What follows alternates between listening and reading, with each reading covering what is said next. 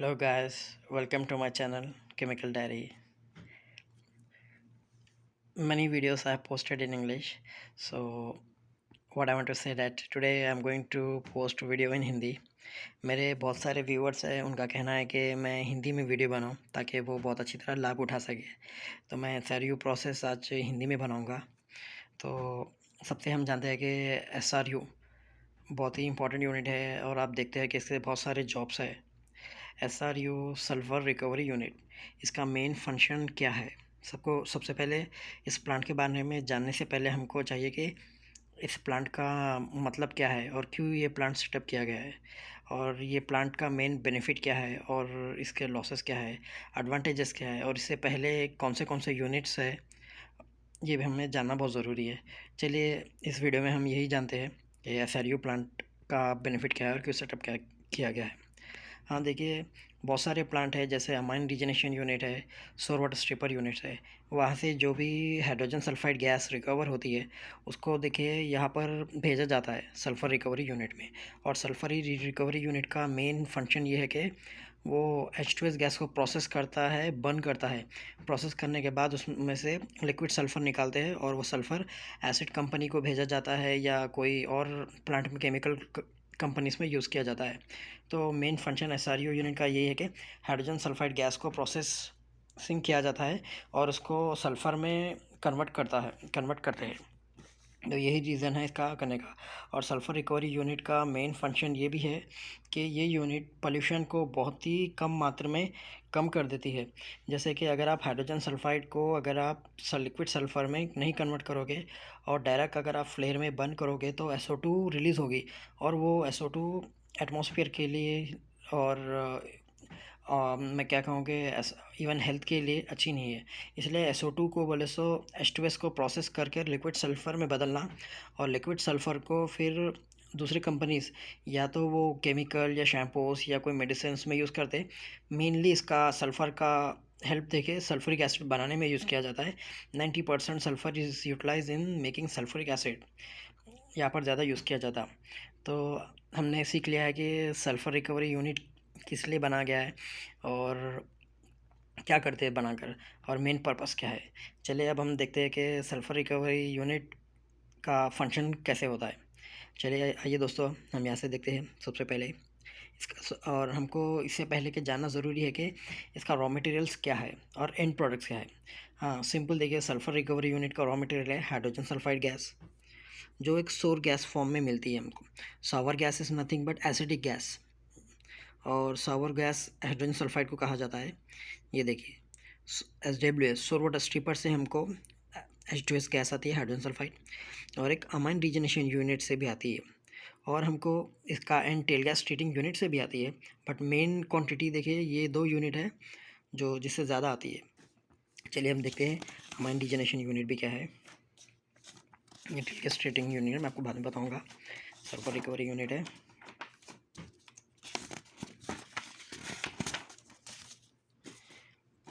ये देखिए दोस्तों, अमाइन रीजनेशन यूनिट है देखिए, जहाँ पर अमाइन को रीजनेट किया जाता है। और सल्फ़र रिकवरी यूनिट का मेनली प्रोडक्ट देखिए अमाइन से आता है, और उसके बाद प्रोडक्ट देखिए सोर वाटर से भी आता है। ये देखिए, ये है ARU अमाइन रीजनेशन यूनिट। यहाँ पर देखिए सोर गैसेस आते हैं, अमाइन रिच अमाइन आता है, और यहाँ से फिर स्ट्रिपर में जाते हैं, हीट करते, और हमको यहाँ से जो सल्फ़र रिकवरी यूनिट को जाता है, क्या जाता है हाइड्रोजन सल्फाइड गैस। जब ये हीटअप करने पर जो भी गैस निकलती है वो सोर गैस होती है, और वो सोर गैस सल्फ़र रिकवरी यूनिट को जाती है। हाँ, अब आइए सोर वाटर स्ट्रिपर यूनिट। सोर वाटर स्ट्रिपर यूनिट का भी एक ही फंक्शन है। यहाँ से सोर वाटर आता है और ये स्ट्रिपर में जाके हीट करते, हीट करने पर सोर गैस जो जनरेट होती है वो जाती है सल्फ़र रिकवरी यूनिट को जाती है।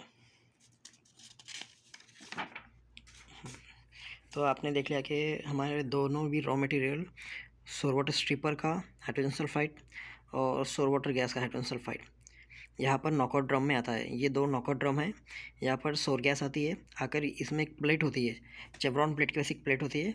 जब गैस आकर जब इस प्लेट से टकराती है तो जो भी लिक्विड पार्टिकल है वो नीचे जमा हो जाता है, और वो उसको पार्टिकल को हम कंडेंस लिक्विड कहते हैं। और वो कंडेंस लिक्विड यहाँ जमा होकर इसको हम दोबारा सोर वाटर ड्रेन ड्रम में भेज देते हैं, और जो सोर गैस है वो आगे आगे चल जाएगी। ठीक है, वैसे ही अमाइन रीजनेशन यूनिट का सोर गैस का एक कंडेंसर है, इसको कहते हैं नॉकआउट ड्रम, यहाँ पर आता है। और गैस जब यहाँ आती है, इसमें एक चेवरॉन प्लेट या एक बीच में समझो एक ऑब्स्ट्रक्शन जैसी एक प्लेट होती है, तो उस प्लेट से जब ये गैस टकराती है, टकराने पर देखिए जो भी लिक्विड है यहाँ नीचे जमा होकर नीचे आ जाता है, और वो दोबारा इस यूनिट को भेजा जाता है, जहाँ पे ये इसका रिप्रोसेसिंग होता है ये लिक्विड का। और जो गैस है जो फ्री फ्रॉम कंडेंसेट है वो इधर आ गया ये। उसके बाद ये जाएगी देखिए सोर गैस प्रीहीटर।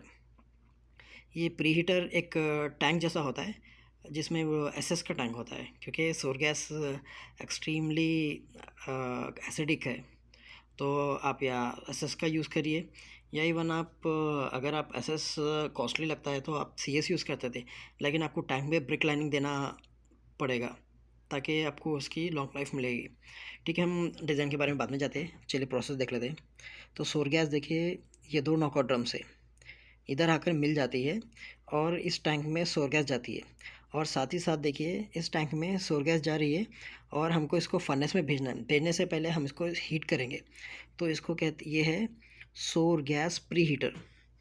अब इसमें देखिए ये 2 गैस इधर आ गए, और ये प्री हीटर में देखिए यहाँ से स्टीम जा रही है और इतने एरिया को हीट कर रही है, और यहाँ से कंडेंसेट निकल रहा है, और ये जो गैस गई है वो हीट होके फर्नेस में जाएगी।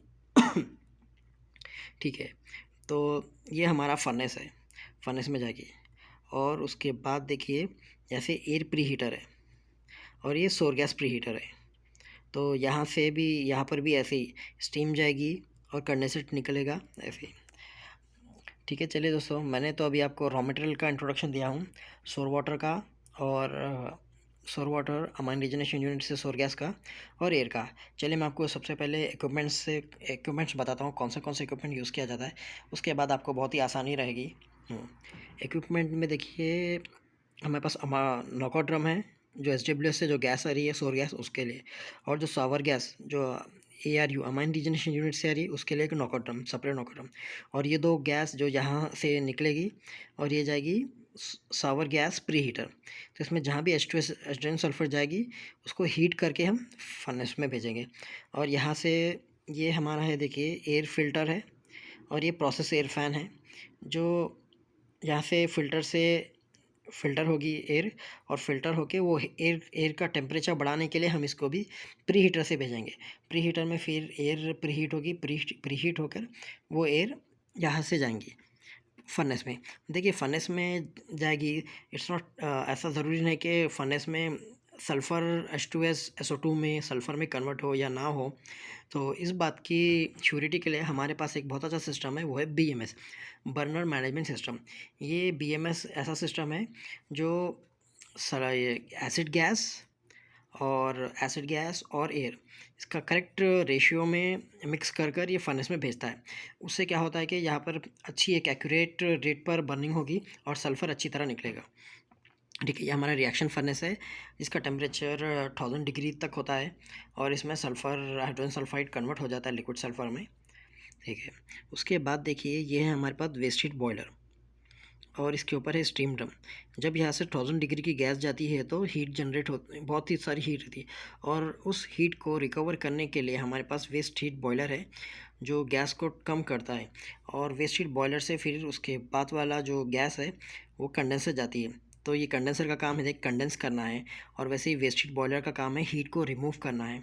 ठीक है, तो अभी तक हमने जान लिया है कि knockout drum, air preheater, sour gas preheater, burner management system, reaction furnace, और प्रोसेस एयर फैन, और fan filter, steam drum, waste heat boiler, और ये है कंडेंसर। कंडेंसर का फंक्शन है देखिए जो भी हॉट सल्फ़र है उसको कूल करना, तो वो सल्फ़र कंडेंस फॉर्म में बनाना या ठंडा करना, तो उसको कहते हैं कि कंडेंसर। तो कंडेंसर का काम ये है।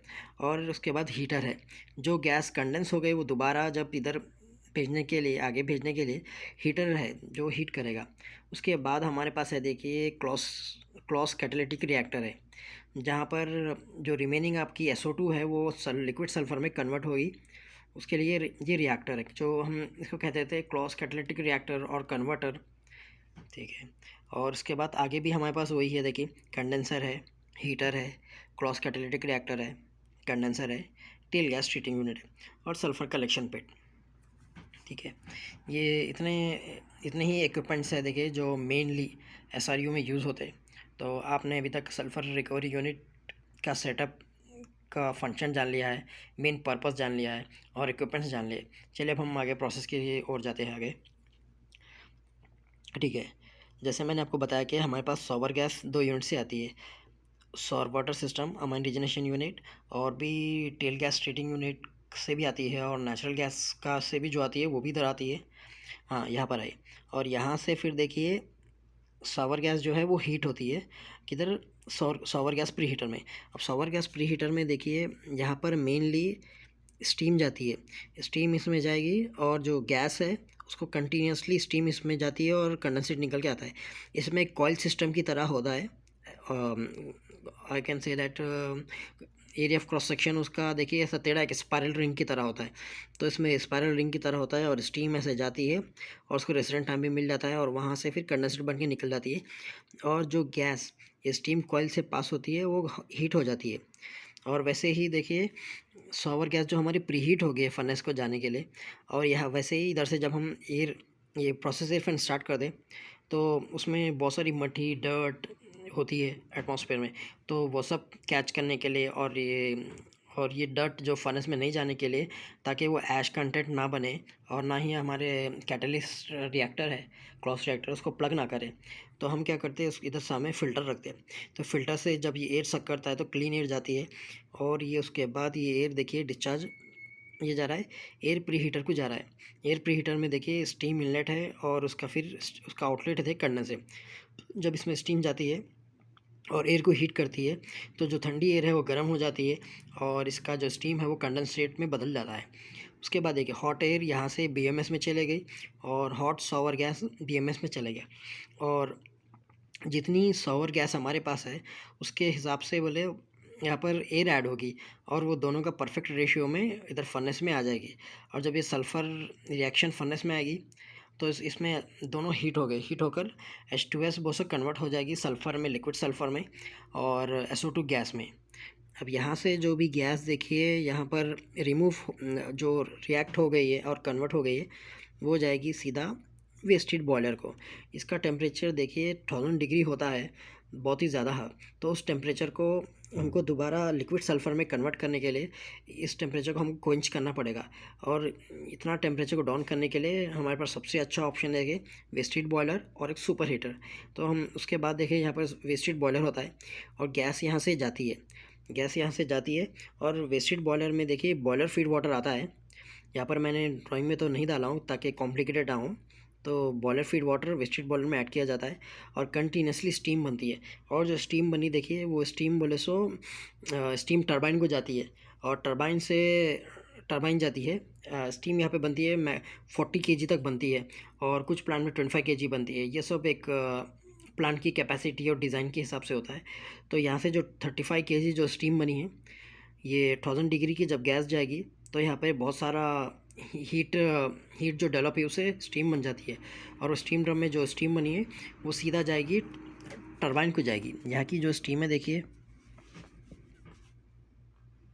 सीधा ये टरबाइन जाती है।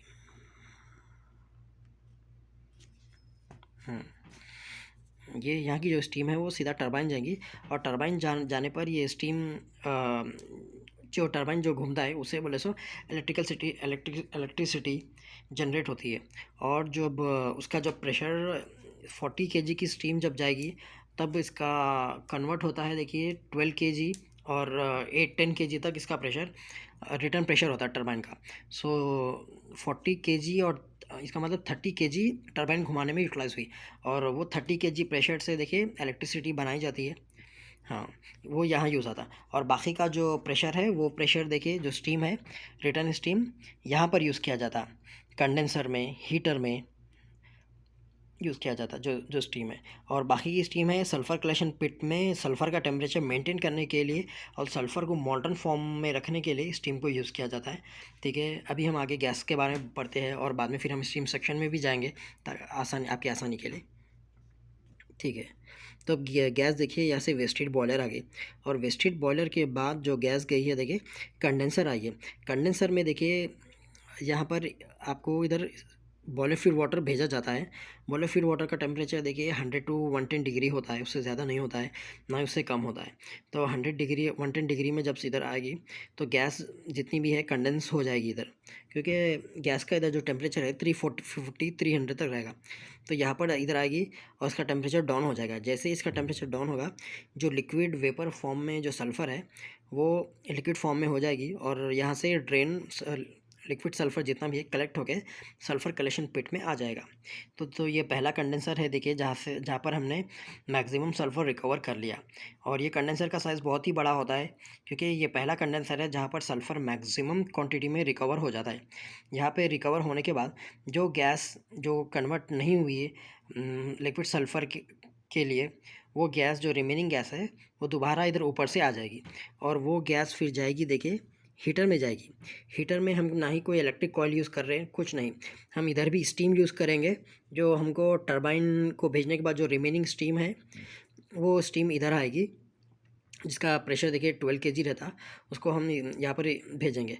और वो स्टीम से क्या होगा, ये जितनी भी गैस ठंडी 100 डिग्री 120 डिग्री में हुई है वो दोबारा हीटर जाएगी, हीटर जाके फिर दोबारा हीट होगी। हीट होने के बाद देखिए जो जो जो गैसेस है वो क्लोज कैटेलिटिक रिएक्टर में जाएगी। अगर हम इस लिक्विड सल्फ़र को अगर हम हीट करके दोबारा रिएक्टर ना भेजें तो इस रिएक्टर में देखिए क्लॉगिंग होने के चांसेस है और कैटलिस्ट ख़राब होने के चांसेस है। इसलिए हम इसको हीटर में भेजकर हीट करके कैटेलिटिक रिएक्टर को भेजते हैं। हाँ, कैटेलिटिक रिएक्टर में देखिए बेड्स होते हैं, वो बेड में हम कैटलिस्ट यूज़ करते हैं, एल्यूमिना एंड टाइटेनियम। ये हमारा कैटलिस्ट है इसको, और ये कैटलिस्ट का आप नाम कहते हैं क्लॉज कैटेलिटिक रिएक्टर। ठीक है, यहाँ पर देखिए आ गई है और यहाँ से फिर जो गैस जो लिक्विड सल्फ़र में कन्वर्ट नहीं हुई वो दोबारा इधर आएगी और यहाँ से फिर वो दोबारा आएगी कंडेंसर। देखिए कंडेंसर में हम बॉयलर फीड वाटर भेज रहे, फिर जब इधर टेम्परेचर डाउन होने की वजह से क्या होगा, जितना भी गैस है वो कंडेंस हो जाएगी और लिक्विड सल्फ़र के फॉर्म में सल्फ़र कलेक्शन पिट में कलेक्ट होके जाएगी। ये सारी लाइनें सिम जैकेटेड है। ठीक है, ये यहाँ पे होगी। फिर यहाँ से देखिए, यहाँ से जितनी भी गैस है जितनी कन्वर्ट हो गई ये सल्फ़र कलेक्शन पिट में आ जाएगी और उसके बाद जो रिमेनिंग गैसेस है यहाँ ऊपर से इधर चल जाएगी, हीटर को चल जाएंगी। हाँ, मैंने अभी आपको बताया कि कंडेंसर में हम मेनली क्या यूज़ कर रहे हैं, बॉयलर फीड वाटर यूज़ कर रहे हैं, लेकिन हीटर में हम स्टीम यूज़ करेंगे ताकि टेम्परेचर बढ़ा दिया जाए। तो जब ये गैस इधर से जाती है और हीटर में जब हम स्टीम से हम इसको प्रीहीट करेंगे तो जितनी भी गैस है देखिए यहाँ पर क्रॉस कैटेलिटिक रिएक्टर को आ जाएगी और फिर यहाँ से देखिए फिर दोबारा जितनी भी कन्वर्ट होना है हो जाएगी और रिमेनिंग उसके बाद देखिए कंडेंसर को आ जाएगी। कंडेंसर में आए, कंडेंसर में देखिए इधर से बॉयलर फीड वाटर एक साइड से आता है, एक साइड से गैस आती है और ये गैस पूरी जो इतनी भी कूल हो गई है, जो इतना भी लिक्विड सल्फ़र है वो सल्फ़र कलेक्शन पिट में जमा हो जाएगा। अगर आपके पास कैपेसिटी हाई कैपेसिटी है तो ज़्यादा कंडेंसर, ज़्यादा क्लोज रिएक्टर और क्वांटिटी ज़्यादा लगेगी। अगर छोटा प्लांट है तो बहुत ही कम साइज़ का और बहुत ही कम कंडेंसर लगेगा। ठीक है, ये था देखिए एसआरयू के प्रोसेस के बारे में। और इसके बाद आगे जाता है देखिए जो गैस यहाँ से कंडेंस हो गई है और मैक्सिमम 95% हमको यील्ड मिल गया है। जो रिमेनिंग 5% गैस है जिसको हम दोबारा कर नहीं सकते, उसको हम टेल गैस ट्रीटिंग यूनिट को भेजा जाता है, जहाँ पर दोबारा फर्दर प्रोसेसिंग करके एस्ट्रस गैस को दोबारा हम सल्फ़र रिकवरी यूनिट के डिकम्पोजिशन फर्नेस सेक्शन में भेजा जाता है। तो ये था का प्रोसेस। मैं आपको एक बार ओवरव्यू बताता हूँ, उसके बाद फिर हम टेल गैस ट्रीटिंग यूनिट में जाएंगे। हाँ, देखिए सावर गैस 2 यूनिट से यहाँ पर कलेक्ट हुई और यहाँ पर प्रीहीट कर दी हमने, सावर गैस को प्रीहीट कर दिया और ये जा रही है बीएमएस को। ठीक है, और फिर यहाँ से एयर जो है वो भी हीट हो गई है और हीट करे बाद ये भी जा रही है बीएमएस को। बर्नर मैनेजमेंट सिस्टम, बर्नर का मतलब ये है जलाना।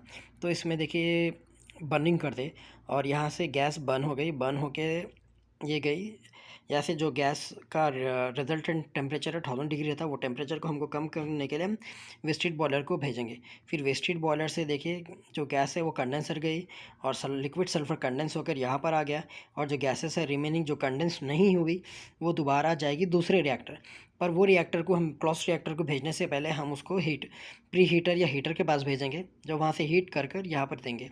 फिर यहाँ से फिर जब लिक्विड सल्फ़र यहाँ से जो भी गैस है इधर आएगी, फिर दोबारा कंडेंसर, और जो कंडेंस हो गई तो सल्फ़र इधर आएगी, और जो गैसेस फिर दोबारा या हीटर आएगी, ताकि कन्वर्टर में हम जो भी गैस भेजेंगे हीट अप मोड में भेजेंगे, क्योंकि अगर ठंडी गैस होगी तो वो कैटलिस्ट को ख़राब कर देंगे और क्लॉगिंग के चांसेस हो गए। तभी हम इस गैस को दोबारा हीट करते स्टीम के ज़रिए, और जब हीट अप होने के बाद गैस दोबारा इधर आएगी और यहाँ से कंडेंसर से जितना भी लिक्विड सल्फ़र है ये तीनों जगह से कलेक्ट हो जाएगा, और मैक्सिमम हमारी 95% की यील्ड आ जाएगी। और जो 5% गैस जो कन्वर्ट नहीं हुई वो हो जाएगी टेल गैस ट्रीटिंग यूनिट। ठीक है दोस्तों, ये अभी तक सल्फ़र रिकवरी यूनिट के बारे में था। अब मैं आपको टेल गैस ट्रीटिंग यूनिट के बारे में बताता हूँ। हाँ, ये है देखिए टेल गैस ट्रीटिंग यूनिट। अभी हमने देखा जी टेल गैस हमारे पास 95% सल्फ़र रिकवर हो गया, और जो रिमेनिंग 5% थी वो टेल गैस ट्रीटिंग यूनिट थी जो हम यहाँ पे थे। अब देखिए जो रिमेनिंग हमारा टेल गैस है जो कन्वर्ट नहीं हुई कर पाए रिएक्टर में, तो उसको हम दोबारा कैसे यूटिलाइज़ करें, उसके लिए ये प्रोसेस है। देखिए इसको कहते हैं हम tail gas treating unit. Tail gas treating unit में देखिए यहाँ से SRU जो लास्ट कंडेंसर से आई है, यहाँ पर गैस होगी, उसमें हम दोबारा हाइड्रोजन ऐड करते हैं। हाइड्रोजन ऐड करते उसके बाद दोनों का रिएक्शन होता है, और वहाँ और जो गैस जरी वो प्रीहीट होती है, प्रीहीटर में जाती है। वो प्रीहीटर में देखिए एक साइड से स्टीम जाती है, दूसरी साइड में कंडेंसर निकलता है, और जो गैस जो हीटअप हो गई वो जाती है कैटालिटिक रिएक्टर। इस रिएक्टर को देखिए कॉट रिएक्टर कहा जाए। इस कॉट रिएक्टर का मतलब है Claus of gas treatment, cot reactor कहा जाता है, और शेल कॉट रिएक्टर कहते हैं, या स्कॉट रिएक्टर का ये रिएक्टर है, जहाँ पर जो गैस प्रीहीट हो गई है और इसमें हाइड्रोजन ऐड करके जो डाला गया है, इसमें दोबारा फिर वो कन्वर्ट हो जाती है H2S में, हाइड्रोजन सल्फाइड में। जो रिमेनिंग गैस है जो H2S नहीं है और जो कन्वर्ट नहीं हुई है, तो उसको हम दोबारा कन्वर्ट करने के लिए यहाँ पर डालते हैं। उसके बाद जो गैस यहाँ पर कैटलिटिक रिएक्टर में जाने के बाद जिसका टेम्परेचर बढ़ गया है, उसको हम भेजेंगे क्वेंच रिएक्टर। क्वेंच रिएक्टर में देखिए बॉयलर फीड वाटर डालेंगे, और ये जो गैस है ये डायरेक्ट नहीं, इनडायरेक्ट नहीं, डायरेक्ट हीटिंग है। जो यहाँ पर direct boiler feed water add कर दें, और जितना भी जो गैस है H2S गैस वो इधर निकल जाएगी, और जितना भी जो वाटर बॉयलर फीड वाटर डाले हम उनको रिजल्टेंट वाटर बना सोर वाटर, और जो सोर वाटर जो हम जमा करें वो जाएगा सोर वाटर स्ट्रिपर यूनिट। अगेन सोर वाटर स्ट्रिपर यूनिट से जो वाटर कलेक्ट हुआ है वो दोबारा जाएगा आपको सोर वाटर यूनिट, और वहाँ से फिर H2S हमको मिल जाएगी SRU यूनिट के लिए। ठीक है, अभी तक आपने ये देख लिया है। यहाँ से फिर जो गैस है सोर गैस इधर आई, और उसके बाद ये आएगी अब्जॉर्प्शन टावर। अब्जॉर्प्शन टावर एक ऐसा टावर है, हम इसको कह सकते हैं कि ये अमाइन रीजनरेशन टावर की तरह है, जहाँ से हम लीन अमाइन ऊपर से भेजेंगे और ये गैस से रिएक्ट होगा, और जो रिजल्टेंट अमाइन है वो रिच अमाइन होगी। फिर एक्सचेंजर जाएगी और ठंडा होकर जो रिच अमाइन है फिर दोबारा बोले सो ऊपर जाएगी और हीटअप होगी, हीटअप होके फिर लीन अमाइन बनेगी। ठीक है, फिर यहाँ से अब्जॉर्प्शन टावर जाएंगी। अब्जॉर्प्शन टावर के बाद जो गैस है वो जाएगी अमाइन रीजनरेटर में जाएगी, क्योंकि यहाँ पर देखिए जो H2S को ये अब्जॉर्ब हो गया है, लीन अमाइन ने अब्जॉर्ब कर लिया है, उस लीन अमाइन अब्जॉर्ब होने के बाद रिच अमाइन बन गया है, तो रिच अमाइन को फिर दोबारा लीन अमाइन बनाने के लिए उसको हीट देनी पड़ेगी। तो उसे कहते हैं अमाइन रीजनरेटर, जहाँ पर रीबॉयलर से हीटअप किया जाता है। हीटअप करने पर इसमें जो H2S है वो और रिलीज़ होगी, लिबरेट होगी, और वो H2S SRU प्लांट को चल जाएगी, और जो रिजल्टेंट अमाइन है वो लीन अमाइन दोबारा प्री हीट होकर अब्जॉर्प्शन टावर में चल जाएगी, और रिच अमाइन दोबारा इधर आएगी। सो ये था देखिए टेल गैस ट्रीटिंग यूनिट। आपको ऊपर से ओवरव्यू बताता हूँ। Tail gas SRU unit last condenser से इधर आएगी, उसमें हाइड्रोजन ऐड किया जाता है, और प्रीहीट करने के बाद देखिए वो जाएगी कॉट रिएक्टर। कॉट रिएक्टर का मतलब होता है कि क्लॉस ऑफ गैस ट्रीटमेंट। तो यहाँ पर क्लॉस SRU क्लॉस प्रोसेस का जो भी ऑफ गैसेस है उसको यहाँ पर ट्रीटमेंट किया जाता है। तो आफ्टर ये ट्रीटमेंट करने के बाद जो गैस है वो जाएगी क्वेंच टावर। क्वेंच टावर में गैस की क्लीनिंग होगी, इसको हम क्लीनिंग सेक्शन भी कहा जाता है। यहाँ पर गैस की क्लीनिंग होगी और जो H2S गैस है वो ऊपर से यहाँ पर आ जाएगी, और जितना भी बॉयलर फीड वाटर जो गया और जब H2S से रिएक्ट करने पर सोर वाटर बन गया है वो जाएगा सोर वाटर यूनिट को जाएगा, और जो गैस है वो जाएगी अमाइन, आप इसको सिंपली अमाइन डिजनेशन यूनिट भी कह सकते हैं। तो वो अमाइन यूनिट को जाएगी, और जैसे हाइड्रोजन सल्फाइड जो है वो SRU प्लांट को जाएगा, और लीन अमाइन और रिच अमाइन का यूनिट को मैंने आपको एक वीडियो में बताया हूँ, उस वीडियो में देख लीजिए, आपको अमाइन यूनिट के बारे में अच्छी तरह समझ में आ जाएगा। तो ये था टेल गैस ट्रीटिंग यूनिट। अभी तक मैंने आपको सल्फ़र रिकवरी यूनिट के बारे में बता दिया हूँ, टेल गैस ट्रीटिंग यूनिट भी बता दिया हूँ, तो बहुत ही इंपॉर्टेंट यूनिट्स है। और आउटलाइन में ARU और SWS भी बता दिया हूँ। अब हम चलते हैं sulphur recovery and storage unit. Sulphur recovery तो आपने देख लिया है, जितना भी सल्फ़र रिकवर हो रहा है वो सारा का सारा सल्फ़र हम देखिए एक स्टोरेज में कर रहे। यहाँ पर देखिए सल्फ़र जितना भी रिकवर हो रहा है ये सल्फ़र कलेक्शन पिट। तो आज हम इसके बारे में बात करते हैं, इसी के बारे में पढ़ते हैं, सल्फ़र रिकवरी स्टोरेज। अभी आपने देखा है कि 3 कंडेंसर से सल्फ़र इधर आ गया है, 1 2 3। तो डिज़ाइन के हिसाब से या 3 कंडेंसर भी हो गए, 4 भी हो गए, या बड़े हो गए या छोटे हो गए, ये डिज़ाइन के हिसाब से होगा। तो ठीक है, हमको सल्फ़र तो यहाँ पर आ गया है, डिफरेंट सेक्शन से मिल गया है। और इस सल्फ़र पिट में देखिए, ये पूरा पिट देखिए इसको स्टीमिंग रखा जाता है, और स्टीमिंग कंटिन्यूसली दिया जाता है ताकि सल्फ़र लिक्विड फॉर्म में रहे ना, सॉलिड ना बने। और कंटिन्यूसली आउटसाइड इसको स्टीम देता है, अंदर स्टीम कॉइल्स भी होते हैं। और इसमें देखिए साथ ही साथ बबलिंग एयर का एक प्रोविज़न भी दिया गया है, और इवन एक स्वीपिंग एयर भी दिया गया है। बबलिंग एयर इसीलिए दिया गया है, जितना भी लिक्विड सल्फ़र इधर आता है यहाँ पर जमा हो जाता है, और इसके अंदर में एक बबलिंग एयर का प्रोविज़न दिया गया। जब ये एयर बबलिंग करते तो इसमें क्या होता है, जितना भी H2S और SO2 और जो ऑफ गैसेस है वो सारे के सारे गैस ऊपर आते हैं, ऊपर आकर आते हैं, और जो प्योर जो लिक्विड सल्फ़र है, जो गैसेस नहीं है, वो इधर आता है। और यहाँ से पाइपलाइन में देखिए स्टोरेज टैंक 1 2 3 4 5 यहाँ पर जमा होता है, और जितना स्टोर करना है सल्फ़र स्टोर कर लेते हैं, और बाकी का सल्फ़र देखिए रिक्वायरमेंट के हिसाब से सल्फ़र ग्रैनुलेशन प्लांट में भेजा जाता है। मैं सल्फ़र आपको ग्रैनुलेशन का प्लांट का भी और एक वीडियो बनाया हूँ, आप वो वीडियो देख सकते हैं। सल्फ़र ग्रैनुलेशन का यूसेज क्या है, कैसा बनता है, ये बहुत ही इंपॉर्टेंट यूनिट है, और इसके भी बहुत सारे जॉब है। ठीक है, तो हमने आपको बता दिया है कि यहाँ पर बबलिंग किया जाता है, और जो भी गैस है वो बबल होती है। लेकिन अब देखिए, जो भी गैस बबल हो गई वो तो इधर ऊपर रहेगी, तो इस गैस को निकालने के लिए हमारे पास एक और एक प्रोविज़न दिया गया है, वो है स्वीपिंग एयर। ये स्वीपिंग एयर एक एग्जॉस्ट की तरह करती है, जिसको गैस को देखिए स्वीप कर लेते, स्वीप करके वो एग्जॉस्ट की तरह ऐसे निकल जाएगी, और वो जो H2S गैस है वो सीधा जाएगी टेल गैस ट्रीटिंग और एक इंसेनरेटर। अगर इसमें गैस की क्वांटिटी बहुत ही ज़्यादा है तो उसको टेल गैस ट्रीटिंग यूनिट को भेजा जाता है, अगर कम है तो उसको इंसेनरेटर भेजकर बंद कर जला दिया जाता है।